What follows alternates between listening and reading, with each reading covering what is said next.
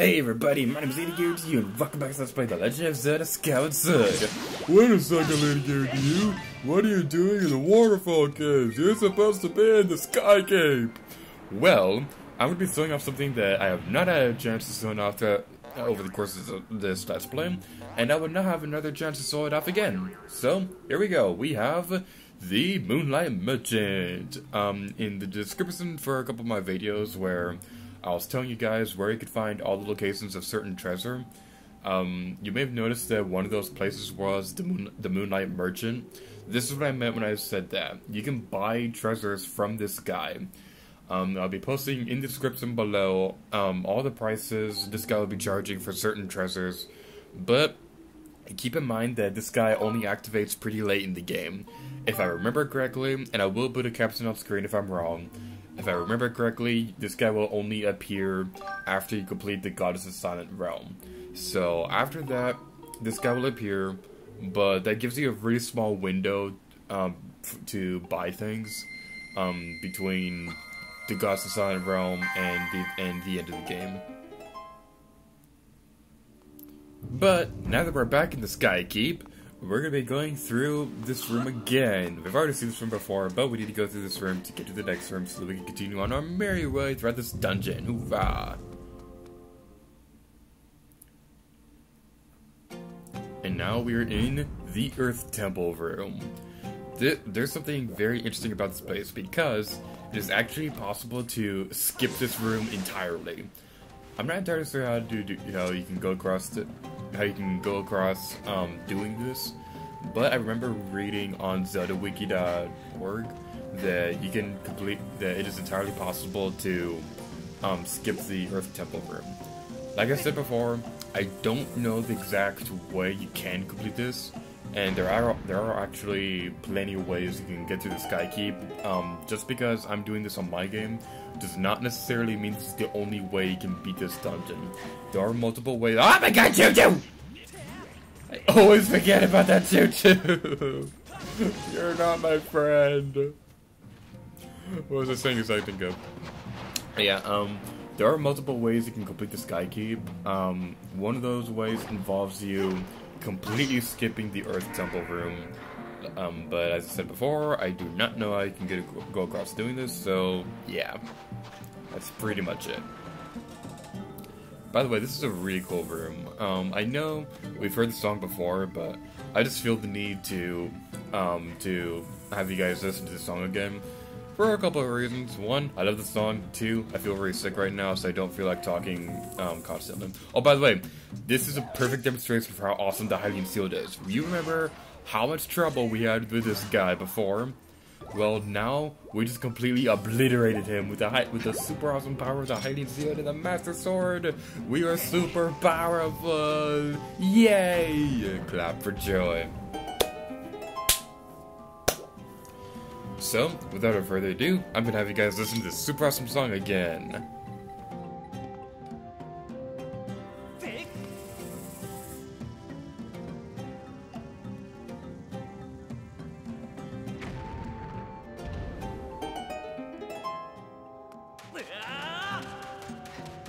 Okay, that's enough.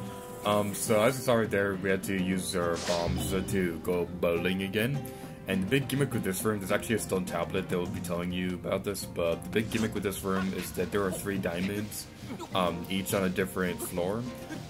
We need to hit the bottom one, the middle one, and then the top one in that order. If you do not get them in that order, then you would not be able to progress. Oh my god, I got all the trees at the same time! Okay, I missed one, but still, I got most of them at the same time. I am so proud of myself. Yeah! So, now what we need to do is we need to climb over to this ledge and shoot this stupid diamond.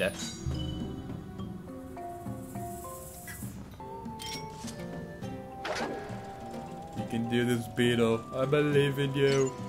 You must carry out your duty of dropping a bomb on a thing.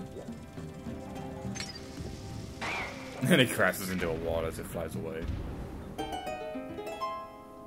What if the beetle really did exist? That would be a really cool thing if like the beetle existed in real life. I gotta say this again, the Beetle's a really awesome item. There's no denying that. If they did anything right with this game, it was definitely like the items in this game, like the new ones, like the Beetle and things like that. While I still don't really care that much for the slingshot, I do think that everything else about this game, when it comes to items, they definitely nailed it. So this area can be a little bit tricky because you need to hit that bomb right there, then you need to go all the way around and to hit it again before it blows up into oblivion. And if you want to, you can blow up that boat over there. You don't really have to if you don't want to. But it might make your life a little bit easier somehow. I actually don't really know what that boulder is for. I think it might be for you to go back all the way around, but to go all the way around to the other side of the room without having to go through the different spotlight things. But other than that, I don't really know what that boulder is for. Boulder is for bleh, can I talk? Like I said before, I'm a little sick right in this video. So if my voice sounds any different, I apologize for that. I just don't feel good right now. But I'm still recording videos because, well, I feel good enough to record. I just don't really feel like myself right now. If that makes any sense, which it probably doesn't. And it still cracks me up how there are hearts inside the skulls. Are hearts like the equivalent to brains in this game?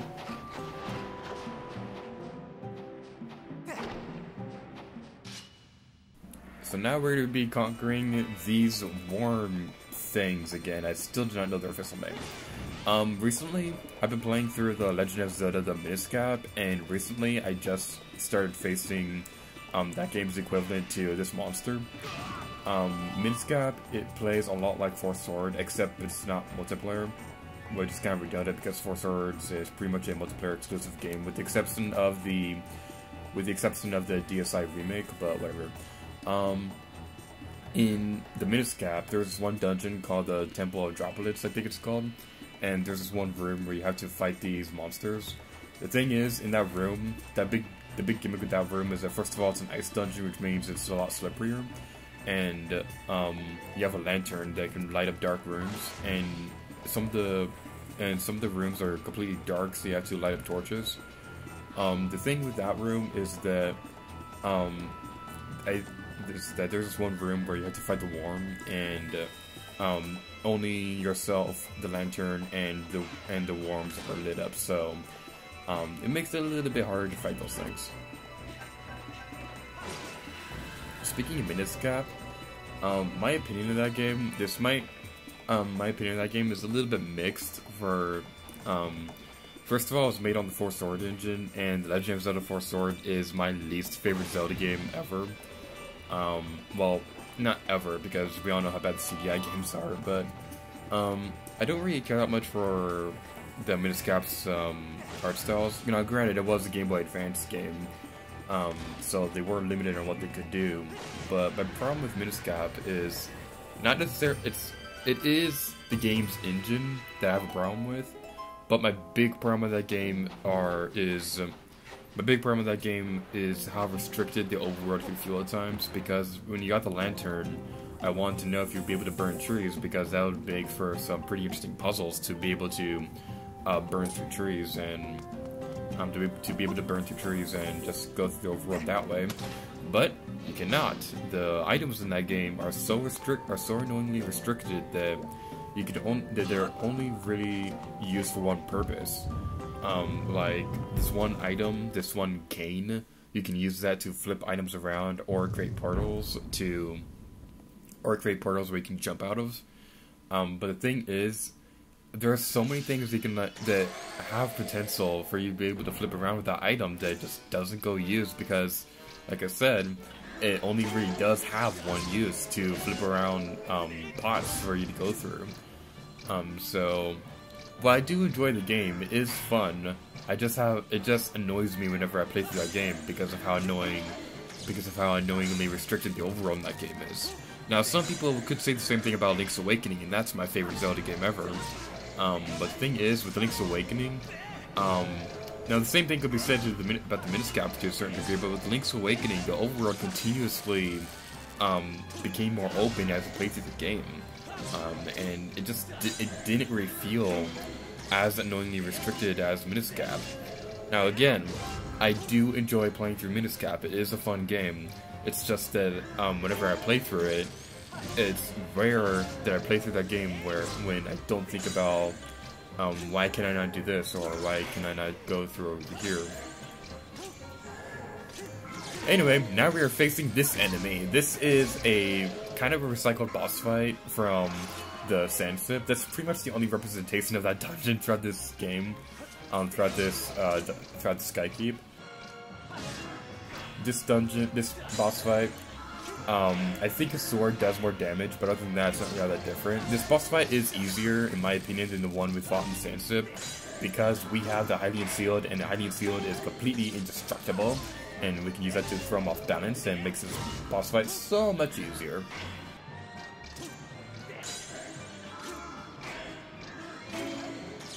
You want to be careful when he has a sword like that, because when he has a sword like that, it's gonna be all electrified. And doing that, if your sword touches the electrical end, then you're going to get electrocuted, and it is not the most fun feeling ever. I guess you could say it's a pretty shocking feeling. Get it? Electricity. That was a pun. I'm bad at puns. You guys know this already. Now, as usual, whenever he gets on the third phase of the fight, he starts fighting with his hook, because he's Captain Hook, apparently. And this phase of the boss fight can be pretty difficult, but you really do have to admire this guy's ability to adapt to fighting. Like, he lost both of his swords, so now he's fighting with this hook. You really do have to admire that. And what I'm really interested in is how this guy is, how related this guy is to the boss fight we fought in the Sand Sip. Because this guy has been here for a really long time, because this dungeon has been hidden here literally since the Skykeep was here. But the pirate that we fought in the Sand Sip has been roaming around the seas for a very long time. So it'd be very interesting to know which one of those robots is actually older, and if they're related in some way. But now we have a key, and if I'm not mistaken, this is the only key in the entire dungeon. So we can now go through the door. And there's another panel right here that we can play with. You guys have probably figured this out already, but I feel the need to explain this. Those rooms with the triangles on them, those are the rooms with the Triforce on them. One of them, whenever you get a Triforce, whenever you get a piece of the Triforce, the lights on it will stop blinking. This is your indicator this is how you know that you got that piece of the Triforce. So if you're going through there, you don't accidentally go back into a room that you already went into when you're trying to get the other two pieces.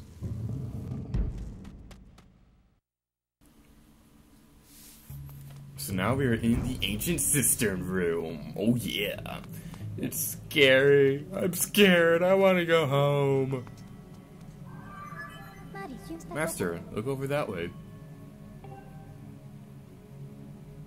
The design carved into the floor there is the mark of favor.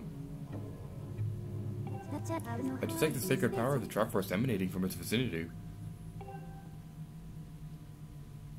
To reach the area where the mark is located, I propose you pass through the door in front of you. Luckily, we have a key! Oh yeah! So now we're going to be going into definitely the most combat-focused room in this dungeon. The thing is with this dungeon is that I just fell off a cliff. I'm sorry, Link. Can you find it in the heart to forgive me?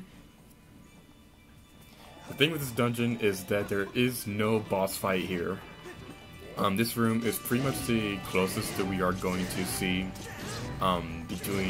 this is pretty much the closest we're going to get to a boss fight in Skykeep.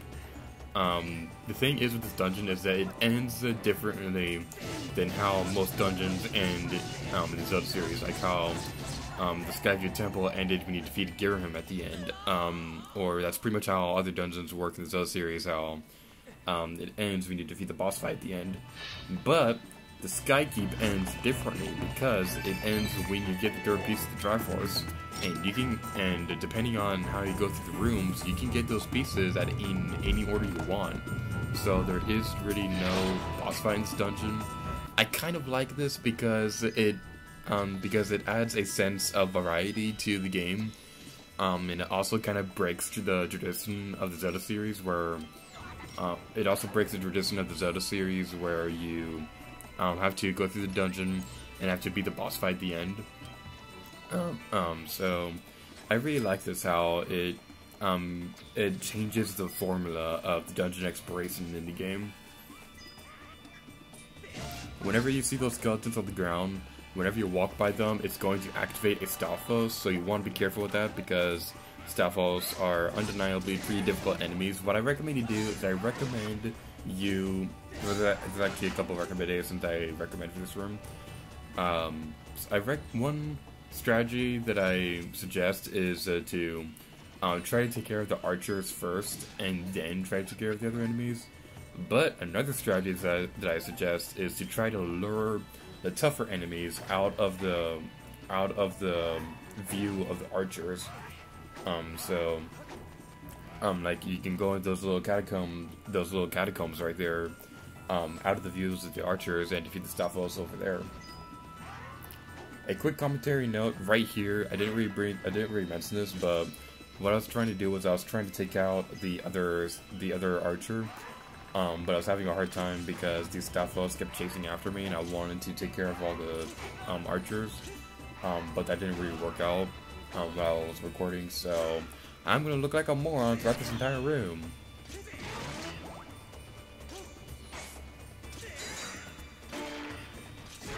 What I really like about right there is that if you use your sealed bass against an enemy, against its Triforce as you attack them, their bony arms fall off. And it's actually a really funny detail how they're like, "Oh my god, what happened to my arms? I'm Anakin Skywalker now." But this next room, I'm gonna let you guys know right now. This next room is the furthest that I've ever gotten on Heroes mode. Because when I was playing through this game on Heroes mode, that was a long time ago, and I didn't really know all those strategies that I talked about over the course of the Let's Play, over like the sealed basting and sitting on a chair to help yourself. This is the furthest that I've ever gotten on Heroes mode, because, like I said, I didn't know those strategies, and I didn't really bring any potions in this room. So, I still have that save file on my disc, and I was going to go back into that and complete that save file after the Let's Play is over. But this room is the furthest that I've ever gotten in Skyward Sword on Heroes mode. But the strategy that I recommend with this guy is to, whenever those zombie guys try to go after you, you can use a spin attack to get them away from you.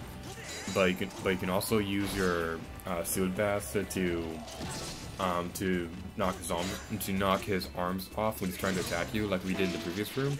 And then you can use a couple spin attacks while his arms are falling off to do damage on him. You can also fight this guy normally, how you can attack the openings from the swords, but that method is boring. I like using my sealed bass because it's awesome, and the highly concealed makes me feel like a ninja. We're not really like a ninja, but you know. But anyway, we defeat this guy, and he's gonna trip over his own skull. It's awesome, and it's actually a little morbid when you think about it, tripping your own skull. Yeah. After you defeat this guy, you'll get a fairy. It's pretty useful if you want it. All my empty bottles are full of heart potions and heart potion pluses and things like that, so I'm not gonna be bottling it up. Well, so it's just pretty useful to just get the fairy normally. If you do this, I calculate a high probability that you will be shown your way to the part of the Triforce. Let's take out a Sud. Slam it into the ground!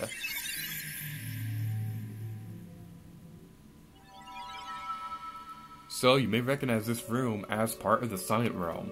There is a pretty significant, and if it's true, a pretty important theory about these rooms that I'll be going over in the next video when we get the last 2 pieces of the Triforce.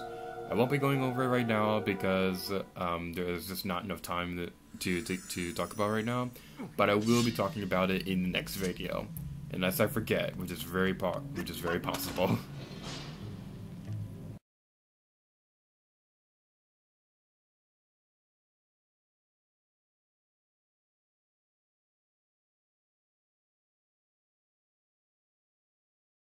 Alrighty then, now we're at the panel, and we're going to be rearranging these rooms. So, while I rearrange these rooms, I'm going to end this video off here. So, thank you guys so much for watching this video, The Legend of Zelda Skyward Sword, and until next time, leave it dear to you. Oh yeah.